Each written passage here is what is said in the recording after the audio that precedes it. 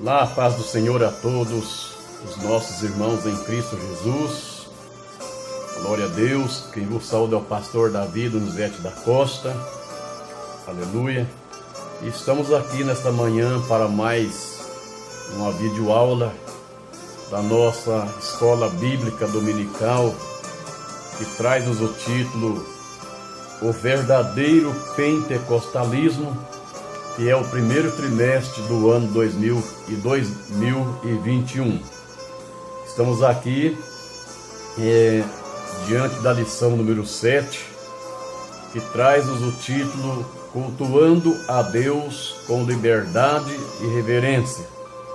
Esta lição está datada para o próximo dia 14, que é no próximo domingo, mas nós vamos fazer esse vídeo hoje somente do primeiro tópico desta lição.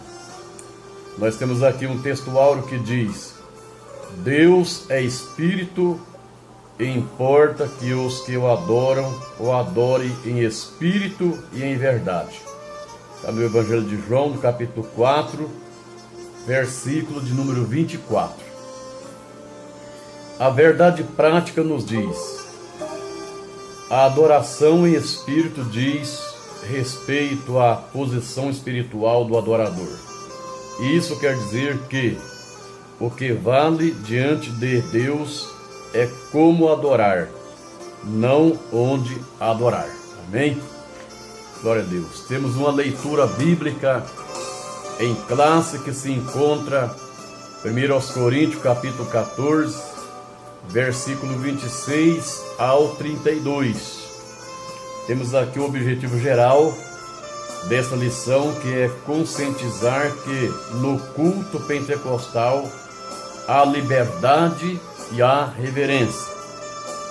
O primeiro tópico da nossa lição fala sobre conceituar o culto pentecostal. E no segundo tópico da nossa lição diz apresentar o centro do culto pentecostal.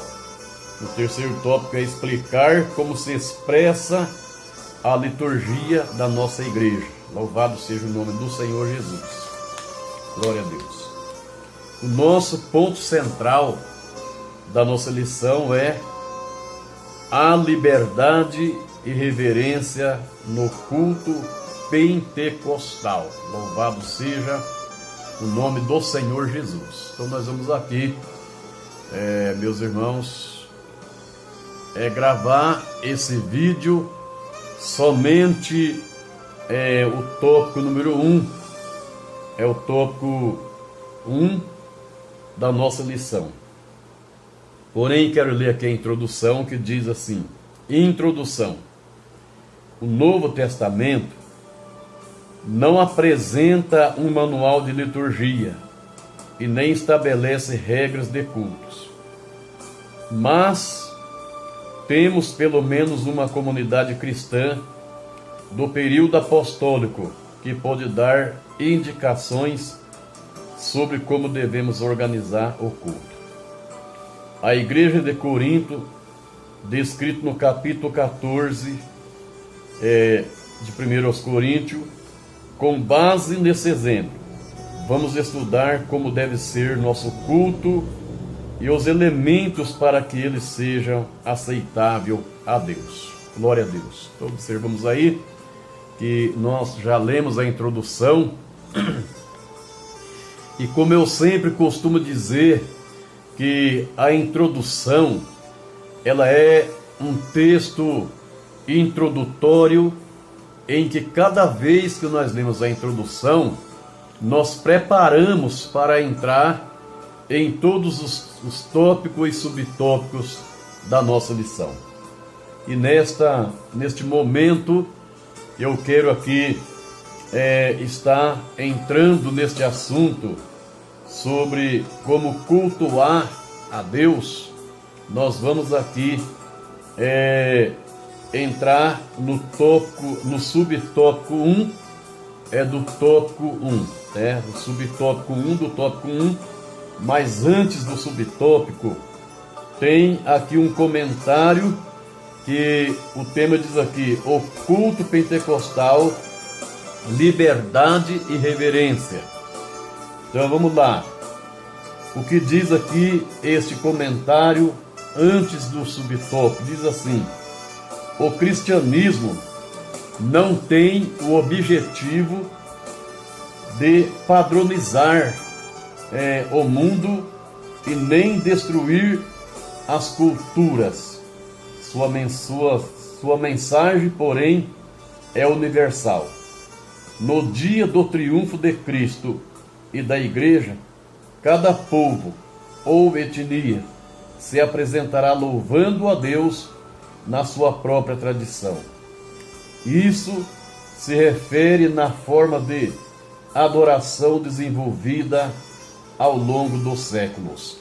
Então nós observamos que diante do cristianismo não tem uma liturgia padronizada em que todos os grupos de cristãos precisam seguir aquele mesmo padrão. Porque sabemos que no dia do triunfo de Cristo e do triunfo da igreja, cada nação apresentará, adorando a Deus,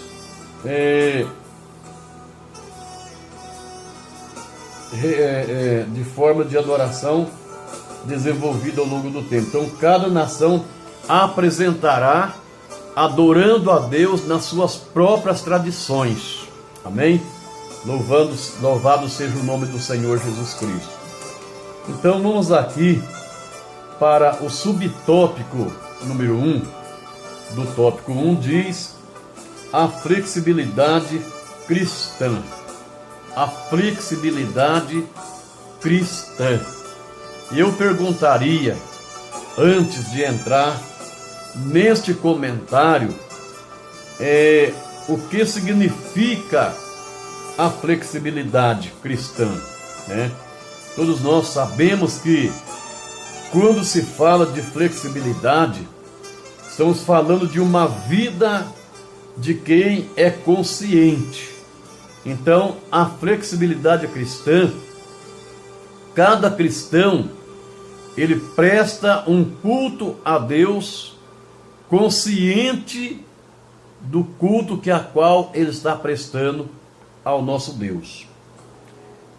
Vimos aqui que a religião cristã, ela é flexível. Por que a religião cristã é flexível? Porque é uma religião compreensiva, né? Que sabe compreender o modo com que a pessoa está adorando a Deus nos dias que nós vivemos. Não estamos entrando em assuntos litúrgicos do Velho Testamento, estamos falando dos nossos dias, que a religião cristã, ela é compreensível e muitas vezes também ela é tolerante, né? Porque a religião cristã, ela é flexível quanto à forma de adoração e permite várias liturgias, né? Ela permite várias liturgias para adorarmos a Deus. E o que é liturgia? Liturgia fala-se de conjuntos de elementos praticados em um culto. Quando fala em conjunto de elementos praticados em um culto, isso nós possamos incluir nesse conjunto, primeiro, a oração inicial do culto. Segundo, os louvores congregacional. Nós que somos da Assembleia de Deus, usamos fazer os louvores congregacionais com os hinos da harpa cristã. Outras denominações faz da maneira que eles acham por bem fazer, seguindo ali a sua liturgia, mas sempre tem que ter os louvores congregacional. A liturgia também vem a prática da leitura devocional, isso na nossa liturgia. A leitura devocional pode ser também antes dos louvor, conforme a pessoa lá que está na direção da sua igreja aí possa querer fazer, né? A leitura devocional, depois disso vem o que? As oportunidades para que os irmãos possam testificar, possam apresentar os seus louvores, a sua adoração a Deus. Isso fala de liturgia, fala de um conjunto de elementos praticado em um culto de adoração a Deus. E observamos aqui que a adoração permite várias liturgias, todos os ramos do cristianismo, incluindo os cristãos nominais, que têm sua forma distintiva de culto, né? Quando fala-se sobre cristão nominais, fala de cristãos de nome, aqueles que só têm um nome de cristão, mas não procura também praticar, né, o cristianismo do jeito que ele é.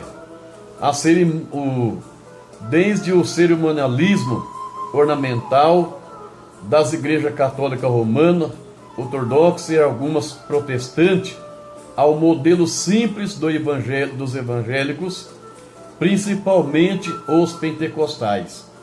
Então nós sabemos aqui que não se deve associar nenhum rigor na liturgia do culto judaico com os vários sistemas de cultos cristãos nos nossos dias de hoje, porque sabemos que o ritual cristão em nossos templos, mas essa flexibilidade tem limite e por isso deve haver respeito pela estrutura já existente. Nós observamos aqui, nós devemos respeitar as estruturas existentes.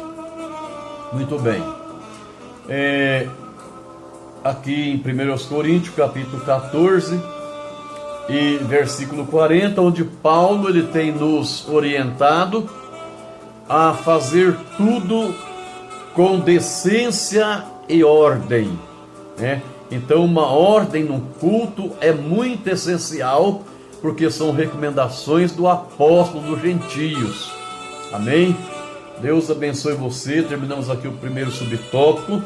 Vamos passar agora para o segundo subtópico, que fala sobre o culto. Palavra simples, né? Que muitas vezes muitas pessoas fazem até uma brincadeira sobre essa palavra culto, mas o que é um culto?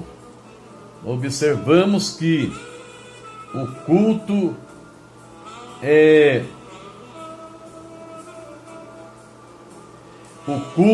é uma atitude, ou melhor, é um conjunto de atitudes religiosas a um ser divino. Então o que é culto?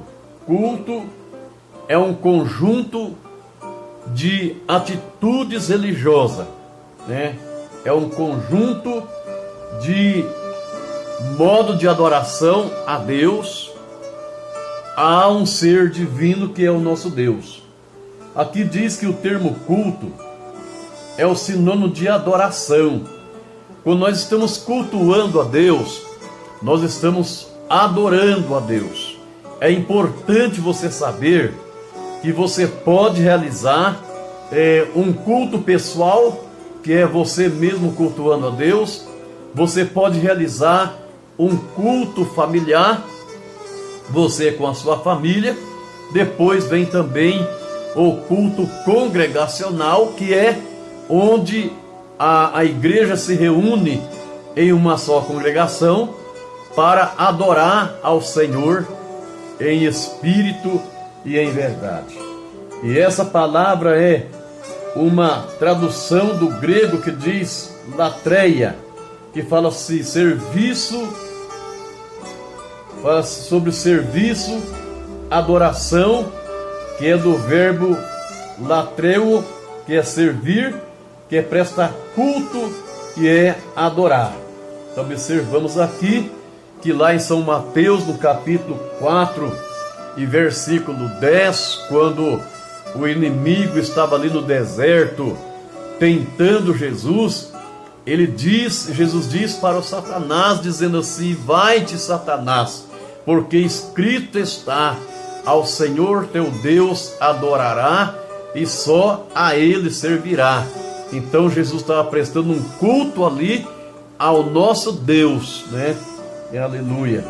Aqui diz que a Septuaginta, ela emprega latreia para traduzir o hebraico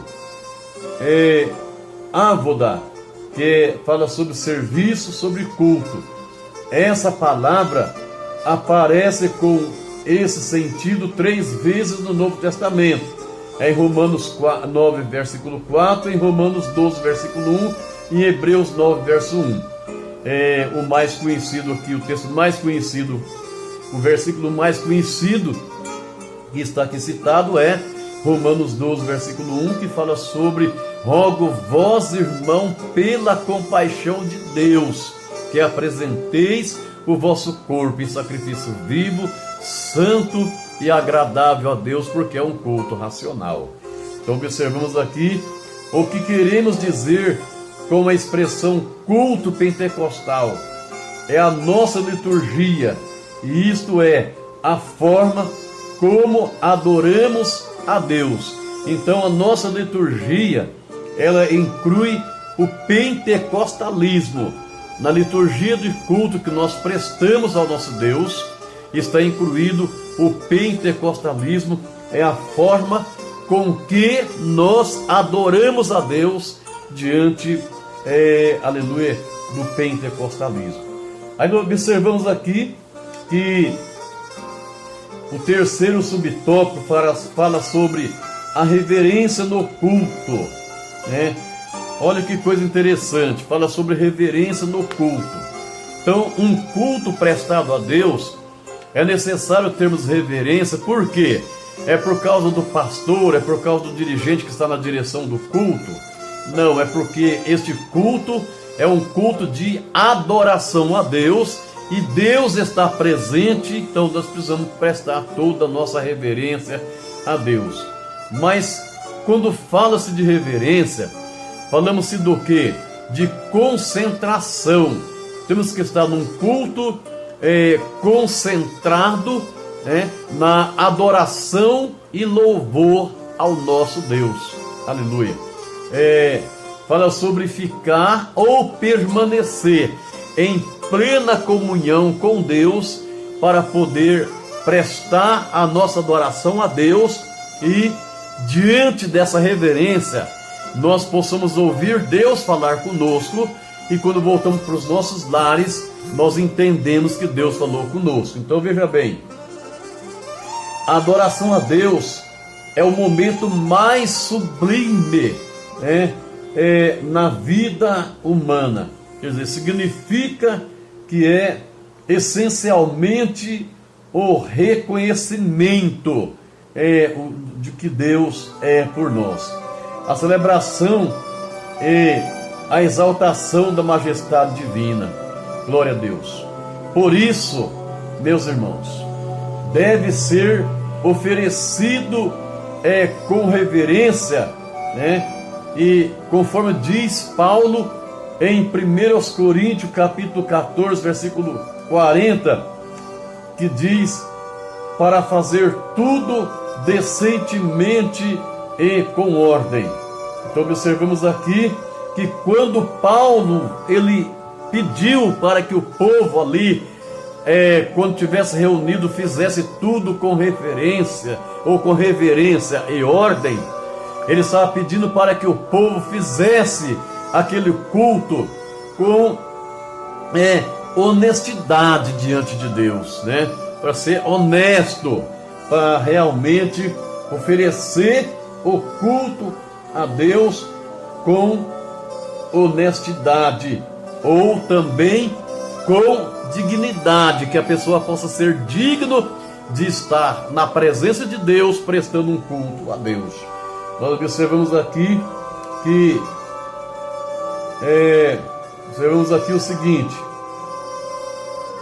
que o culto é um diálogo que nós temos com Deus e que Deus tem com o seu povo. É um momento de reverência, né? Havia acima do púlpito do templo, sede da igreja Assembleia de Deus de Jundiaí, um versículo que diz: guarda o teu pé quando entrares na casa de Deus, que está escrito em Eclesiastes capítulo 5, versículo 1, né? E agora aqui tem uma pergunta interessante. Alguém duvidaria que se o rei Salomão viesse ao nosso culto nos nossos dias, a mensagem seria: desliga o teu celular, aleluia, quando entrares na casa de Deus? Será que existe essa dúvida? Será que Salomão, ele não ia fazer esse pronunciamento? Porque quantas pessoas estão na casa de Deus com seus celulares ligados, entrando no Facebook, entrando no WhatsApp, né, e conversando com um amigo virtual, e sem prestar um culto com reverência ao nosso Deus. Aleluia. Vamos. A adoração é um momento de, sabe do quê? De uma conexão com Deus. Quando muitas vezes o dirigente da igreja, o dirigente que está dirigindo o culto, diz: irmãos, desliga de tudo, fica ligado só em Deus. Ele está pedindo para que você fique conectado. Não é para se conectar com a internet, é para se conectar com o céu. Naquele momento de culto, é você sentir que já está morando no céu. Amém? E aqui eu quero encerrar esse primeiro tópico da lição número 7. E aqui diz, a síntese do tópico 1 diz: a adoração a Deus é essencialmente o reconhecimento, a celebração e a exaltação da majestade divina. Amém? Glória a Deus. Deus abençoe você, em nome do Senhor Jesus. E eu peço a você, agora, nesse exato momento, que assiste esse vídeo até o final. Deixe o seu like, faça o seu comentário do jeito que você sentir de comentar. Não tem problema se o seu comentário vier um comentário a qual não venha me satisfazer. Mas eu vou ali deixar o meu joinha para você e te enviar o coraçãozinho para você. Amém? Deixa o seu like, faça o teu comentário. E eu convido você que, se você ainda não é inscrito no meu canal, eu convido você a se inscrever. Veja bem, é um convite, não é uma ordem, é um convite. Se você desejar se inscrever no meu canal para me ajudar a manter esse canal, eu convido você agora. Inscreva-se nesse canal, faça parte da família no canal Filemon. Amém? Deus abençoe você, em nome de Jesus, e a paz do Senhor a todos.